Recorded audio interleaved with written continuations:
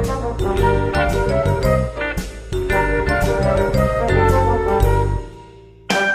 guys, Joe DeMarco from the Crazy New York Driver Show. Today is Friday, June 12th, 2015. Welcome to another eBay video. Today we're going to rehash last week's video in detail. I'm going to spend actually considerable amount of time on that video because what we talked about last week with the cross promotions is very important, and a lot of you guys had something to say. An awful lot of comments on the last two videos I made last week, so the majority of today's video will be recapping that and telling you some of my experiences. We're also going to talk about a new little added feature some of you guys have been encountering on eBay. We're going to talk about an article on e-commerce bites and tutorials, and basically that's it. So I really want to get into this sponsored links discussion, which we started last week. For those of you who didn't catch any of my videos last week, on last Friday's show, I showed you guys actual examples of my account, how eBay was promoting my competition right on my listings. What really bugged me out was that the competition they were promoting were all the China sellers. The China sellers in my category, which is eBay Motors, consistently undercut us US sellers with a cheaper quality product for less money, and I am freaking sick of it. So I made the video and I showed you guys the actual documentation of one of my eBay listings. Now keep in mind, cross promotion is different than sponsored searches. We as eBay sellers have some control over the cross promotions. We can opt out. Now eBay did tell us this many months ago. I remember when they did. They said you have the option to opt in or opt out of the cross promotions feature as you see fit. However, if you opt out, then your items, meaning mine, will not be shown on my competitors' listings, just like my competitors' listings won't be shown on mine. So at the time, I was okay with that because I was dealing with more or less of a level playing field. I was against other US sellers. But ever since then, eBay opened the floodgates to these China sellers and their e-packets, and they just saturated the market. That's where the problem actually started. Because somebody wrote in as a comment on last week's video and said, "Gee Joe, I thought you knew that you could opt out of cross promotions because eBay stated this many months ago." Of course I did know that, but at the time it wasn't necessary. The playing field was more level. But with these China sellers, guys, it is not level, and anything I can do to keep them off my listings, I will do. So I told you in last week's video that I was going to opt out, which I did. And shortly I will give you the results of that. But first, I would like to talk to you guys about whether or not you should opt out of eBay cross promotions. It all depends on the categories you sell in. For instance, if you're in eBay Motors like I am, I say vote no to eBay cross promotions. It'll get all those China sellers off your back. And trust me guys, that's a good thing. Now, in certain collectibles categories, you guys don't have to worry. Because let's say you're selling coins, like you, Gary, all right? We talked about this on the phone. You don't have to worry about the China sellers selling coins, all right? So you're basically safe. You only have to worry about your competitors here in the USA. And if you guys are selling collectibles of any other type, now you probably won't have to worry either. If you're selling clothes, that could be a problem because I know the China sellers love to knock off the name brands, all right? But again, my question to you guys is, considering the category you sell in, are you going to opt out of eBay cross promotions? Let me tell you my findings after 1 week. I opted out, I guess it was early Friday last week. I think it was early Friday or maybe late Thursday night. So my gut feeling was that my sales would basically stay the same, or maybe go up a little, or maybe even go down a little. Well, guys, I was wrong. My sales went up a lot. Sunday was booming. Monday, booming. Tuesday, oddly enough, was dead. Not one sale on Tuesday, which freaked me out. But then Wednesday, Thursday, busy. All right, we'll see what happens today. The results are not yet in for Friday. But I'm expecting everything to be okay. All in all, my sales are way better this week since I opted out of cross promotions than they were last week. And I'm saying it right now, definitively. So guys, I know some of you opted out last week as well. I'd like to know, did your sales go up? Did they go down? Did they stay the same? I also read some of your comments where you said you were not going to opt out. And guys, you know your business better than I do. You do what works for you, okay? But I would like to know your results from everybody. Are your sales up or down compared to last week, or are they basically the same? Keep in mind, we are going into the summer season. June is usually not a bad month. July and August sometimes slow down a little, but I'm not foreseeing any major slowdown per se, but we'll see how it goes. Somebody sent me an interesting little article that they had read on e-commerce bites. I may drop a link down below if I have time. Somebody had written in and said that they had purchased an item on eBay. They went to leave the guy feedback, and they were presented with a new question. One new question. And the question was, did the item arrive on or before the estimated delivery date? And the person had to click off yes or no.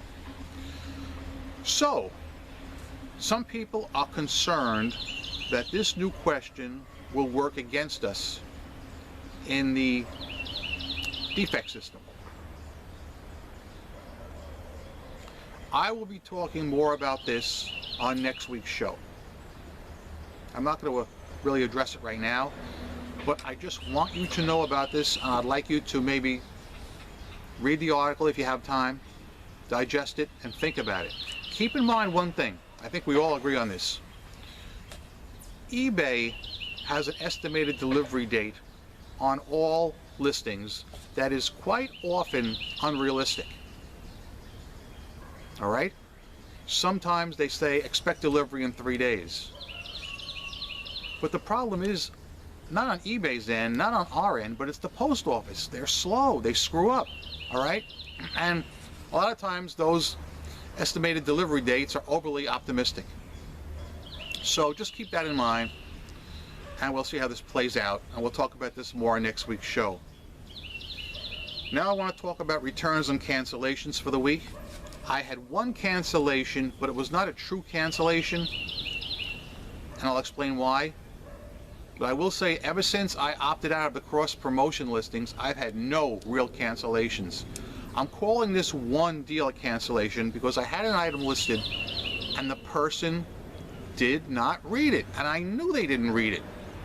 It was a center cap for a wheel, for a Rally Steel upgraded wheel, and the person did not read the listing. You know what it is? It's one of those things that when you sell it, you always say to yourself, oh man, I hope this is not going to come back. And this person had zero feedback. They joined eBay specifically to buy this item. So before I shipped it out, and it was going to Canada to make the deal even sweeter, which means there was going to be a huge shipping cost involved. And no way am I paying shipping to Canada and have it come back.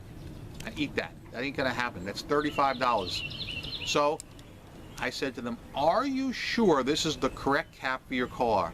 Please keep in mind the auction listing specifically says it does not fit the wire wheel. Which wheel do you have? The person writes back, I have the wire wheel. Jesus. I said, didn't you read it? Didn't you read it that it says it does not fit the wire wheel? And she writes back, no, it just looked like it would fit. So I canceled that deal right out, gave her her money back. Nobody lost anything. That could have been a problem if that would have gone out, because I would have lost $35 in shipping. And as far as returns, I had two. One was legit. The guy purchased some hubs. He didn't look at his wheel size, he got them. And after he got them, what he did was he sent me a return request. Now, I'm not sure how many of you guys have received them. I'm sure a decent amount of you have. I don't get them that often, but I got a return request, and that got me a little concerned, because if he would have clicked the snag button, that would have been bad. But this guy at least manned up and wrote and clicked, item is wrong size or will not fit, because he didn't read his wheel size. All right, that's no big deal. I'll take them back. So do you know, while I'm reading it, while I'm reading the return request, he also calls me simultaneously on the phone and says, hi, I'm the guy that bought the hubcaps, and they're too small for the car. I made a mistake.